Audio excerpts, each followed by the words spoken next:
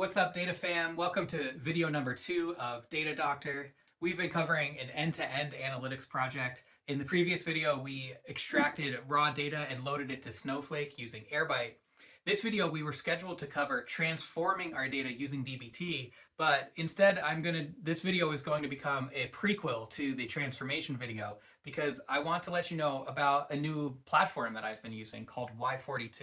Before I get into Y42, I have to assume that there are some people in the audience who don't know what dbt is. So just real quick, dbt is a data transformation tool. It runs SQL statements inside of your data warehouse. So all of the transformations are done in your cloud data warehouse. The data doesn't like leave and come back. And the main construct for running dbt or for building in dbt is the SQL select statement. You give it a select statement and it does all of the create tables or inserts, updates, and deletes for you.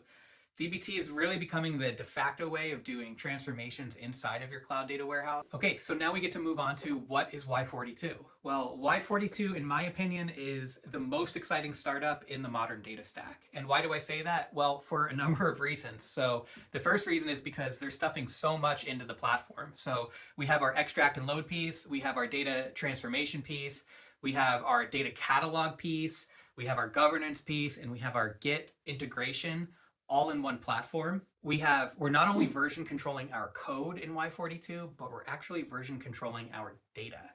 This is actually very groundbreaking. They figured out how to associate every GitHub commit with a state in your data warehouse. And if you need to roll back your code to a certain date and time or a certain commit, you can actually roll back your data to that same place. This is brand new groundbreaking stuff. That's a very complex feature, which we're not going to be covering today, but I want you to know that not only are they putting a new UI on top of dbt and Airbyte and giving you a way to orchestrate your Fivetran, they're also doing some really groundbreaking stuff with this concept called virtual data builds. So let's go ahead and have a look. So let's just familiarize ourselves with the Y42 platform. I assure you I'm just scratching the surface here with the overall capability. I'll go way deeper in future videos, but I just want to give you an idea for what this platform does. So I'm at my welcome screen and it's immediately showing my recents and my favorites, but more importantly, the quick actions here is telling me all of the new types of objects I can create. So if we take a look at sources, and I'm on this source screen here, it's telling me I can either reference, ingest, or run Fivetran. So if we talk about reference, if you're familiar with dbt, this is like your classic dbt source. So these are tables that are already in my data warehouse. That's what I'm using in this project because in the previous video, we already loaded data to our data warehouse. So if I want to refer to that in my dbt project, I could just create the reference here. They also give me a way to ingest using Airbyte. Check out the logo there. That's the Airbyte logo. So if I want Y42 to run Airbyte for me, boom, I got my connectors right here. And if there's a connector missing, one that you're interested in, you can work with their team and they'll turn it on for you within your account. So here we have the ability to bring our own Fivetran key and orchestrate our Fivetran jobs within Y42. So why would we want to do that? Well, because now your Fivetran jobs become part of your DAG. So if I want to refresh the entire data lineage for a particular dashboard, and maybe that dashboard is driven by a Fivetran data source, I don't want to just be able to refresh my dbt models. I want the actual data to be refreshed as well. So by bringing your own Fivetran key, you're putting everything in one platform for DAG purposes, but as well as for observability purposes. You're going to have one place to come to know if your entire data pipeline is up to date instead of having multiple places to go look. From the same screen, we can create other types of objects. So we can create, if we need to upload a CSV file to our data warehouse, this is a very rapid way to do that. If we want to create a new dbt model, this is where you start. You put in the name of the model, click create, and you're off coding your model. And then finally, exposures. And hopefully you know what exposures are, but those are basically documenting what dashboards are connecting to your models. And it doesn't have to be dashboards. It could be like Jupyter notebooks, but anyone outside of the Y42 platform who is going to be consuming your Y42 data assets, you document that in terms of exposures here. Let's just continue our walk through the platform. So over on the right, under my fish space, I have a few different tabs that we can be looking at. So I'm currently on list view, and what that's doing is it's listing out the models or the folder structure. I also have, we're going to come back to list view in a second. I just want to show you all the tabs and then kind of circle back and hit them slower.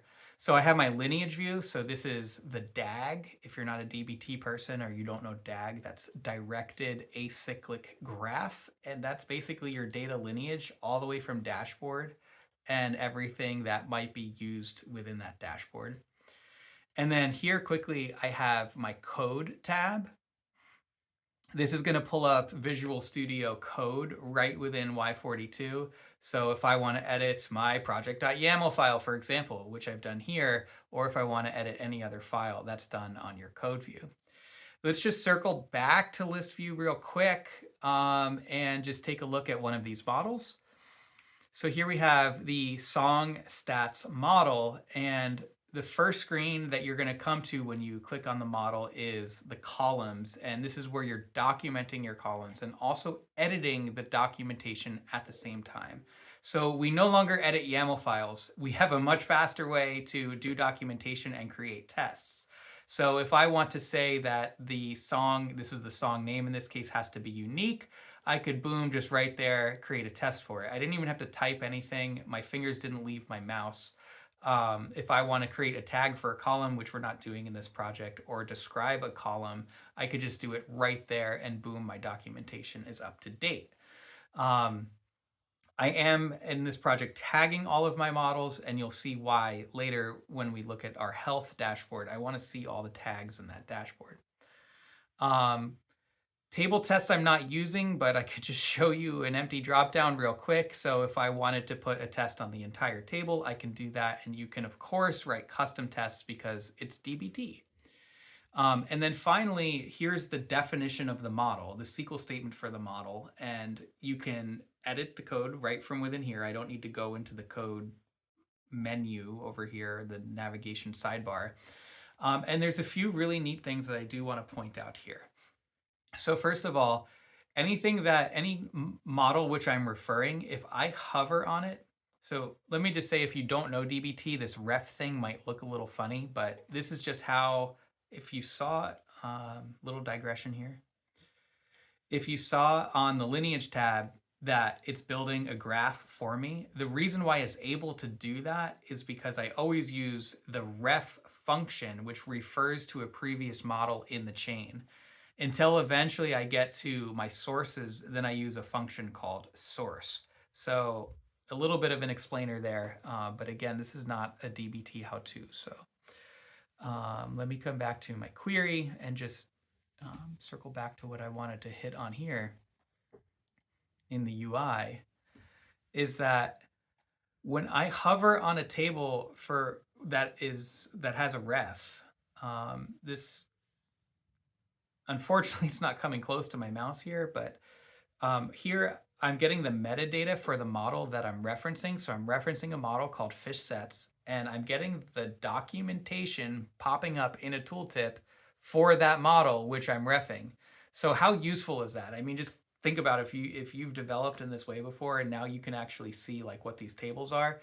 Not only that, I can see the query definition for that model, which I'm referencing. So I don't need to navigate to another tab to see it real quick. I could see all of the columns for that model, which I'm referencing, and their corresponding data types. And of course, I could preview the data right here. So that's about it for the list view. So let's move on to the deploy step. So when I'm ready to actually run a model, I'm going to click deploy. So here it's building a little, basically what looks like a DBT command, but they have their virtual data build. So that's the value add. So it's a Y42 command.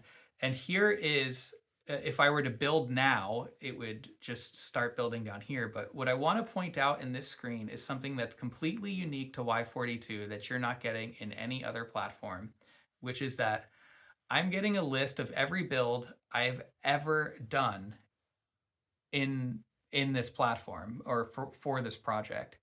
And what I want to show you here is that if I scroll back to, let's say, September 28th, and I take a look at something I built on September 28th, I'm getting the details for that build.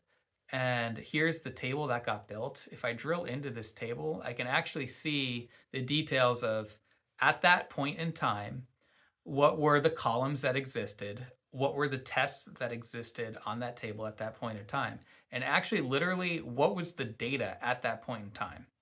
So again, it's version controlling your data and creating an environment within your data warehouse. So it's storing that off for you for a certain number of days, which you configure. So if I want that, if I don't want those old commits laying around for more than 7 days, I can kind of like cut it off. Great.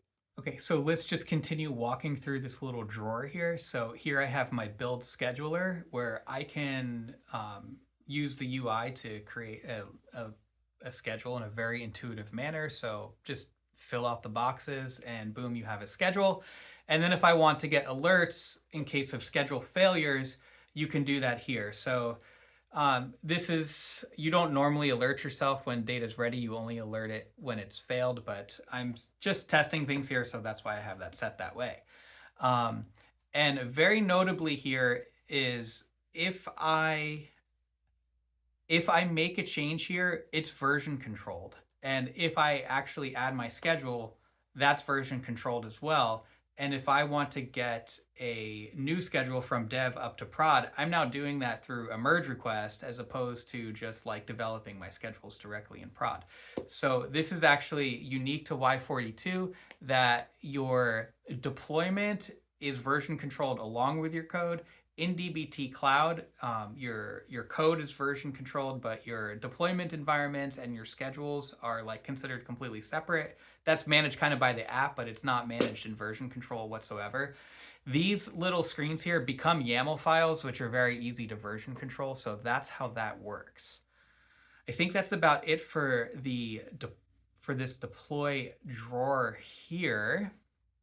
So I'm just noticing right now that I have one unpublished change and I'm recording a video. It's kind of like walking and chewing gum at the same time. I'm not paying attention to what I'm actually doing here. So I don't even know what this change is. So let me just take this opportunity to show you how like the Git controls work.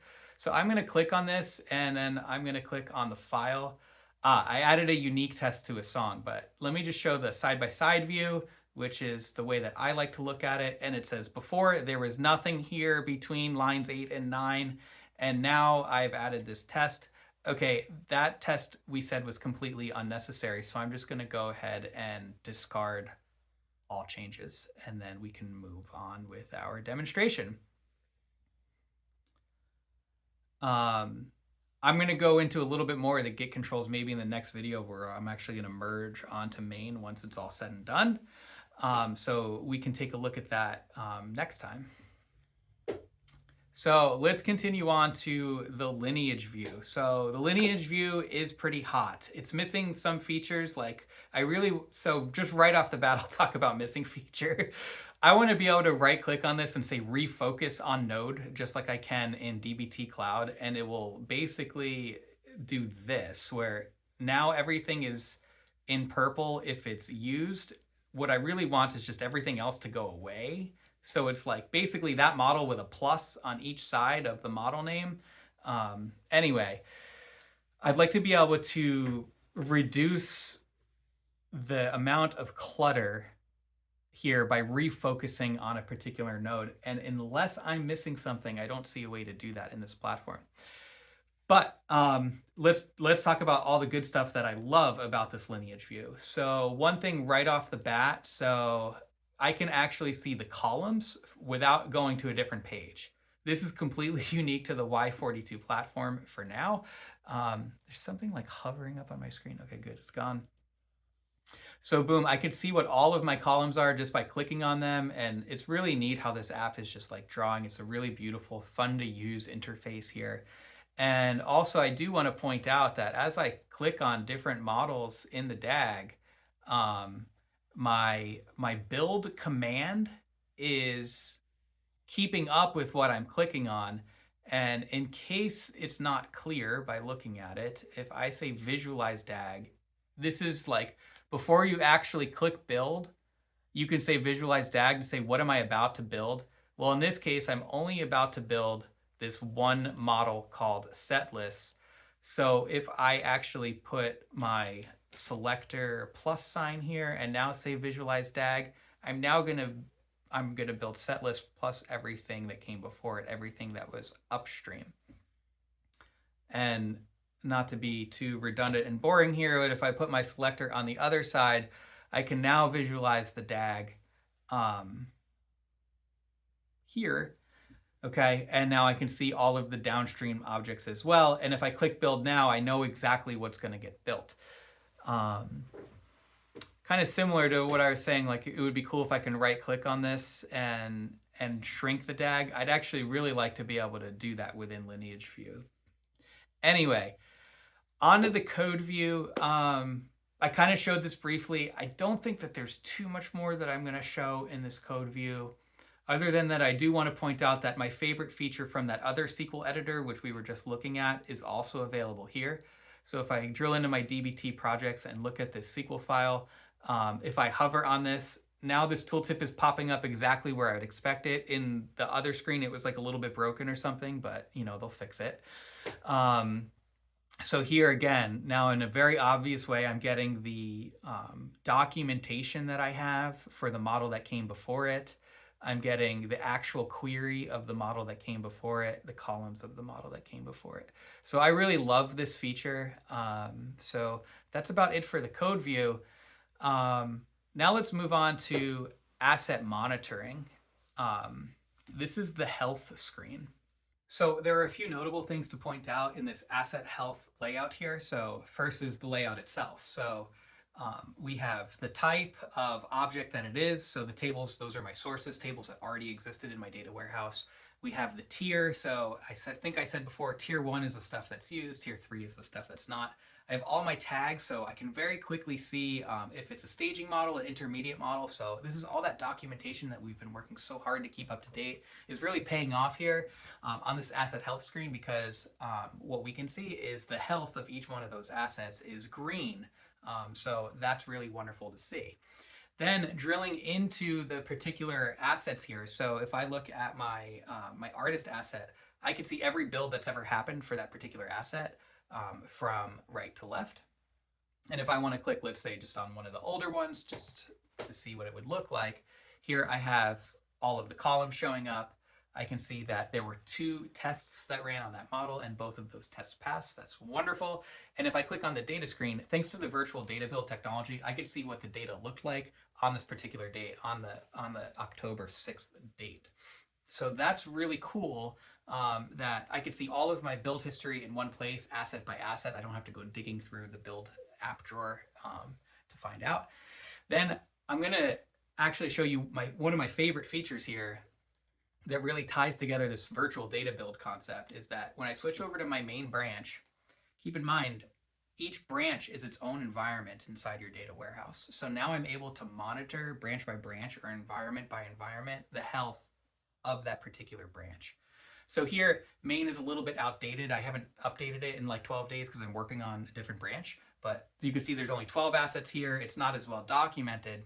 But really the point being that no matter how many branches you have, you can monitor the health of all of them. So if you have a QA branch that's very critical in your environment, you can just boom, come right here and say, how's QA doing? Okay, it's ready for the analyst to go look at it in Tableau. Great. And then obviously you're going to be checking the health of main every day, but you're getting those alerts anyway, notifying you of failures. So even if you didn't come here, you would know that you're good to go. So that's about it for the asset health screen. I hope you're able to see how that really ties in with the virtual data builds and how, each branch is its own environment here. So if you're still with me at this point, I just want to say thank you so much for watching. I know that we were expecting to actually cover the data modeling today, but I wanted to give this tool a really good and thorough introduction before we dive into the data modeling. That way you're not distracted by like, oh, what's all this shiny new stuff that's happening? So really looking forward to the next video. We're going to dive into that data modeling, and then eventually we're going to get to the Tableau piece of it. Thank you so much for your attention. I really enjoyed making this video. I really hope that you're going to want to check out Y42. And if you're interested in implementing Y42, or you just want to get in touch with me just to talk about it, my information should be popping up right about here. Just scan that QR code, give me a call, shoot me an email. We can discuss maybe if Y42 can benefit you at your company. Thanks again. We'll talk to you soon.